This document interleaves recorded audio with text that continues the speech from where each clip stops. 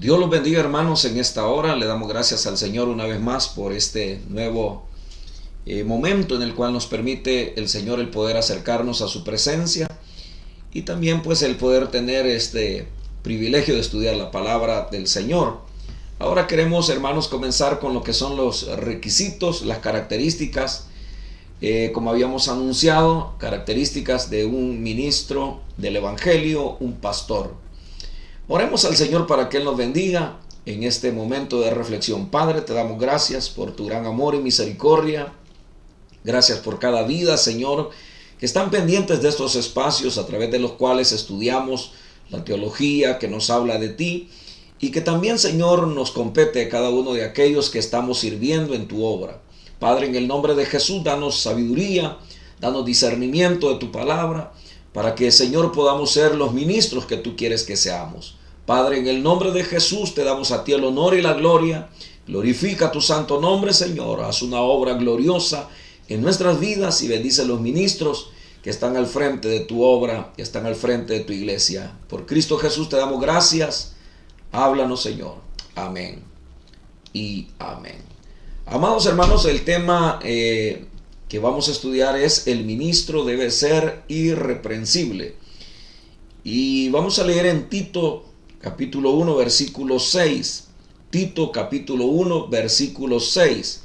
Solamente leemos la frase que compete al tema. Dice: el que fuere irreprensible. Este tema, hermanos, es bien importante porque nos habla acerca de la integridad del ministro. Es decir, que es un ministro completo, es un ministro que en su vida no hay nada que reparar. Es decir, que la vida de él es un testimonio andando. Hermanos, son cartas leídas, como lo mencionaba Pablo.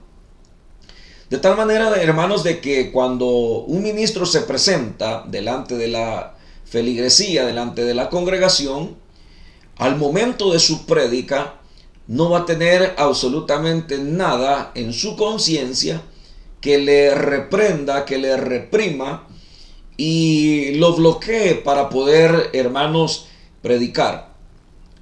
Uno de los más grandes problemas que se enfrentan hoy en día es eso, de que muchas veces el ministro probablemente solamente se prepara para el momento en el cual él va a predicar y quizás piensa o podemos llegar a creer que solamente ese momento es el momento importante en el cual nuestra vida debe de estar en óptimas condiciones para poder ejercer nuestro ministerio, para poder predicar la palabra del Señor. Eso es una gran equivocación porque, como el apóstol Pablo señala, de que nosotros, hermanos, estamos al descubierto, no solamente delante de Dios, sino también delante de las personas. Las personas nos consideran modelos para poder ser imitados por ellos. Para que eso se dé, hermano, la Biblia enseña de que el ministro debe de ser una persona irreprensible.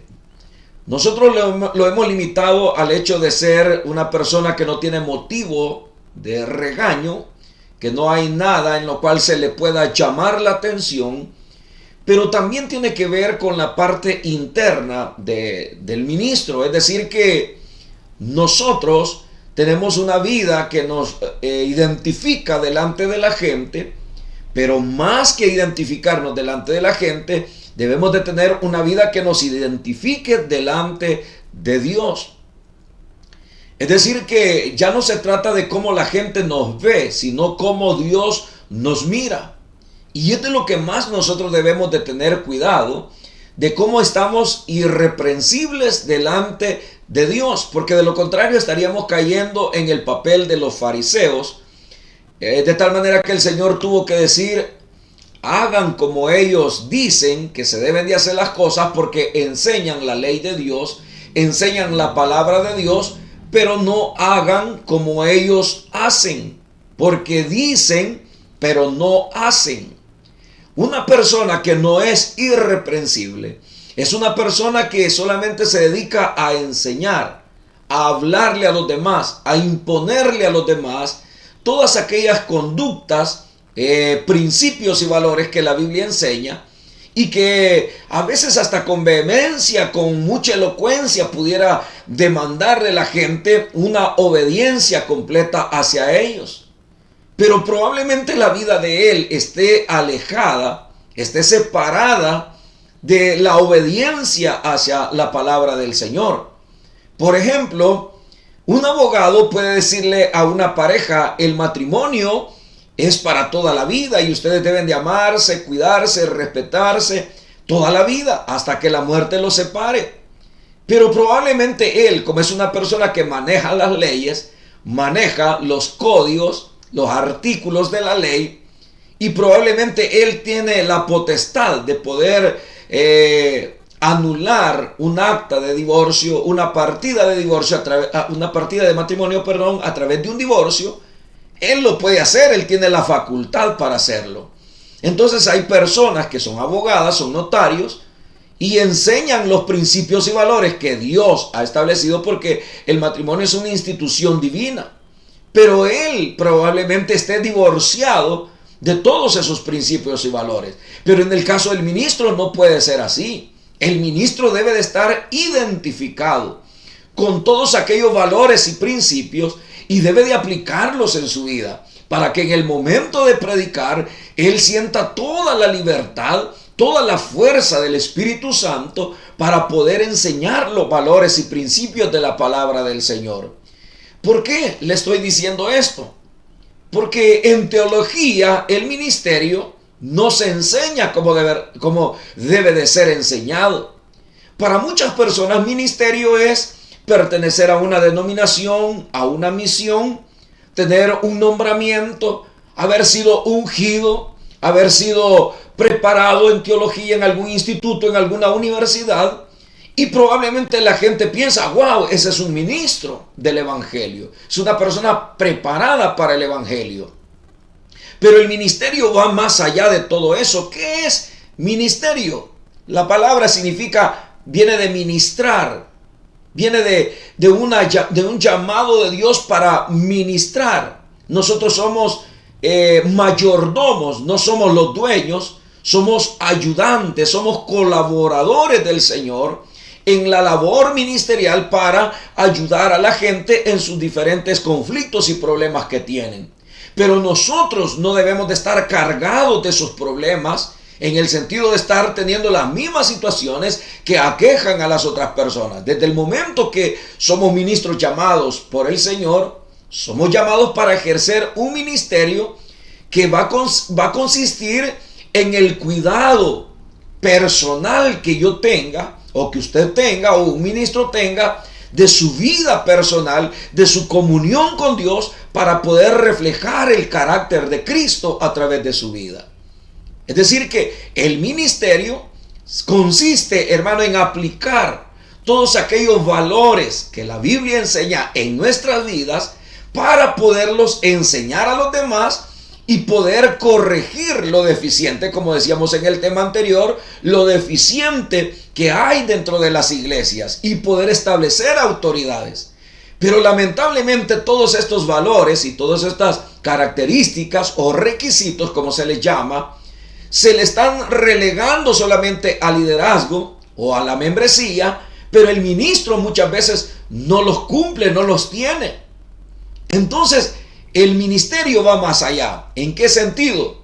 Le voy a dar una pequeña aclaración. En lo personal, yo soy ministro del Evangelio por más de 30 años. Entonces, ¿qué significa para mí el ministerio? Esta es mi opinión muy personal. Si usted quiere la acepta, y si no, pues usted la puede desechar. Pero es una postura que está fundamentada en la palabra del Señor. Entonces, para mí, ser un ministro es una persona, por ejemplo, en el caso de mi familia, yo tengo que tener una familia estable, un matrimonio estable, para poder enseñar y servir de modelo para otras personas que están con problemas en sus ministerios. Entonces, ¿qué le quiero decir con esto? Es que si una pareja tiene un problema dentro de la iglesia, en su matrimonio, entonces ellos piensan: el pastor tiene estable su ministerio, tiene una familia muy bonita, muy bien organizada, es un hombre de Dios. Entonces vamos a ir al ministro de Dios para que Él nos oriente y nos enseñe qué tenemos que hacer en X o Y problema. Entonces, esa es parte del ministerio. Por otra parte, si en una familia hay adolescentes, hay jovencitas y jovencitos que en sus etapas más difíciles tienen problemas emocionales, problemas en su, voy a decir, conceptualización del noviazgo, de la amistad. Entonces ellos dicen, el pastor ya pasó por todo eso. El pastor tiene experiencia para aconsejar a mi hija adolescente o a mi hijo adolescente para que él pueda orientarles. Entonces, le estoy tocando esos dos puntos porque son los dos puntos más fuertes y álgidos dentro de lo que es el ministerio. De ahí podríamos hablar de la baja autoestima de las personas, que las personas consideran que el ministro siempre anda en un nivel más elevado, más de comunión con Dios. Y hay gente que hasta así dice, hermano, ore por mí, usted está más cerca de Dios. Entonces las personas creen de que el ministerio es precisamente el gozar de esa solvencia, de ser irreprensible, porque está practicando y aplicando todos los valores y principios, y eso le da la solvencia para poder aconsejar a un matrimonio, a un adolescente o a una persona que tiene su autoestima muy baja, o a una persona que está enferma. Entonces, oigan esto, hermanos, en lo personal el ministerio para mí es eso, porque si hay un ministerio y hay un ministro que está dando soluciones a los conflictos matrimoniales, va a tener una iglesia sana. Si hay un ministro que tiene solvencia moral para poder aconsejar a las jóvenes y a los jovencitos en lo que es su vida moral, su vida sexual, su vida de amistad, entonces va a ser de bendición para esa iglesia y para esas familias. Y de igual manera en la autoestima, si es alguien que puede motivar y que está motivado, encendido por el Espíritu de Dios y su vida está en ese nivel, entonces podrá ser de bendición para los demás. Entonces yo considero que eso es el ministerio. Una persona que es irreprensible es una persona que un matrimonio no va a decir, no, hombre, donde el pastor no vayan si tiene hecho pedazos su matrimonio. ¿Y qué me va a aconsejar? Me va a aconsejar que deje a mi esposa, me va a aconsejar que deje a mi esposo, o sea, que me divorcie porque él ha fracasado en su familia. Entonces, ¿qué solvencia moral va a tener? Entonces el ministerio queda bloqueado, porque ya no va a poder ayudar y auxiliar a esta persona. Uno puede decir, no, pero yo conozco la Biblia. Sí, pero la gente más aprende de los modelos. Pablo decía, sed imitadores de mí, así como yo imito a Cristo. Y el mismo Jesús decía ese consejo. Decía que lo imitáramos a Él, que hiciéramos lo que Él nos demandaba. ¿Por qué me llamáis Señor, Señor, y no hacéis lo que yo os mando? Decía el Señor. Él demandaba obediencia. Entonces el ministerio es eso. Para tener una vida irreprensible tenemos que cuidar cómo tenemos nuestra vida para poder ser de bendición para los demás. Si no, hermano, no hay ministerio. Si una familia, no, hermano, dice, no lleven a la jovencita donde ese fulano, porque ese fulano se la va a cuentear o la va a manosear o le va a hacer insinuaciones. Hermano, eso ya no es ministerio, ya no hay ministerio. Entonces, y al igual si es una persona melancólica, si es una persona que solo desmotivada vive y no puede inyectar fe ni convicción, entonces, ¿en qué consistirá el ministerio de esta persona? Entonces, cuando el apóstol Pablo dice, si vas a elegir ancianos, pastores, autoridades para las ciudades, debes de elegir a la persona que sea irreprensible, una persona que sea intachable, una persona que no la van a señalar, de decir, le tenemos la cola pateada, le hemos sabido esto, y si nos reprenden esto, le vamos a sacar los trapos al sol. Eso no es una persona irreprensible, esa es una persona que necesita que se le llame la atención.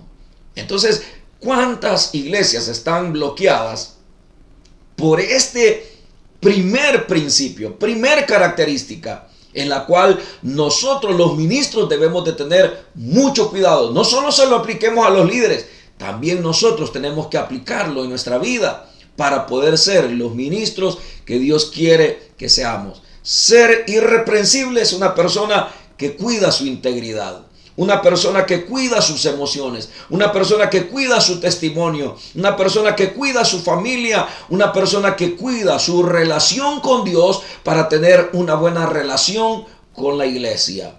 Que Dios, hermano, nos ayude para poder ser ministros irreprensibles, que no nos estén llamando la atención, que tengamos la integridad, que seamos sinceros en nuestro trato con las personas. A veces los ministros son carentes de sinceridad y entonces las personas ya no pueden confiar en esa persona. ¿Qué significa ser sincero? Esa palabra era la que usaban los mercaderes griegos que llegaban y empezaban a buscar lo que era la mercancía de la artesanía que se hacía con, hermano, con yeso, con barro, y hacían tinajas, hacían vasijas. Y entonces cuando ellos, algún de esos artesanos se le quebraba o se le agrietaba alguna vasija, simple y sencillamente le echaba cera y luego la pintaba y la gente la compraba como que estaba intacta, como que era, hermano, de calidad. Y entonces la palabra sincera es que cuando la persona iba a comprar esa tinaja decía, ¿es sincera? Entonces el vendedor decía, sí, es sincera.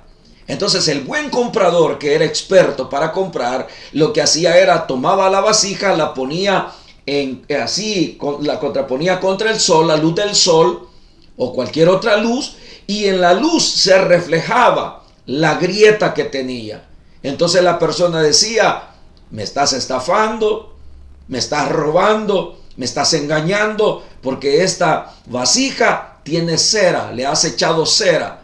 Entonces, ¿qué significa ser una persona sincera? Una persona irreprensible, una persona que no tiene grietas, que cuando se pone ante o se contrapone ante el sol de justicia, que es Jesús, ante el carácter santo de Jesús, tiene que ser una persona como Isaías, que cuando vio al Señor en el capítulo 6 de Isaías, dice que él dijo, ¡ay de mí! Soy muerto, porque viviendo en un mundo o en un lugar, en un pueblo que tiene labios inmundos, y yo siendo una persona de labios inmundos, mis ojos han visto al Rey Jehová de los ejércitos. Es decir, su vida está al desnudo, está descubierta. Por eso es que todo ministro que ama a Dios y ama a la iglesia debe de mantener, o debemos de mantener, hermanos, una comunión con Dios donde Dios nos esté reflejando todo nuestro carácter, cómo estamos, para que estemos bien delante de Él y podamos ministrar al pueblo del Señor. Que Dios nos ayude para ser ministros irreprensibles. Oremos al Señor. Padre, gracias te damos, porque a través de este requisito tú nos enseñas, Señor, esta característica, este requisito que todos los ministros debemos de tener, de ser irreprensibles delante de ti, delante de la iglesia, que no haya nada, Señor, que se interponga en el buen desarrollo de nuestro ministerio. Ayúdanos, Dios. Transfórmanos, cámbianos. Espíritu Santo, guíanos, ministranos cada día para ser más efectivos dentro de tu obra. Queremos ser de bendición para tu iglesia. Ayúdanos, Dios. En el nombre poderoso, en el nombre glorioso de Cristo Jesús, bendice cada ministro, guárdalos, protégelos, cúbrelos con tu sangre, y que sus vidas sean intachables, que sean vidas irreprensibles para bendición de tu pueblo, de tu iglesia. En el nombre de Jesús te damos gracias. A ti sea la gloria y la honra hoy y por siempre, en Cristo Jesús. Amén y amén. Amados hermanos, Dios los bendiga. Comparte estas clases, comparte estos temas con la iglesia, con los ministros, con los líderes. Comparte la palabra del Señor. Hay mucha necesidad de la palabra del Señor. Mi pueblo pereció porque le faltó conocimiento. Comparte la palabra. Dios te bendiga. Si quieres volver a ver este estudio, aquí queda grabado, o lo puedes ver en YouTube, en mi canal Retornando a las Escrituras. Suscríbete a mi canal, ahí vas a ver muchos mensajes a través de los cuales podrás edificar tu vida, de muchos ministros del Evangelio que estamos en este camino y estamos pidiendo a Dios misericordia para bendecir tu vida. Que Dios te bendiga y te guarde.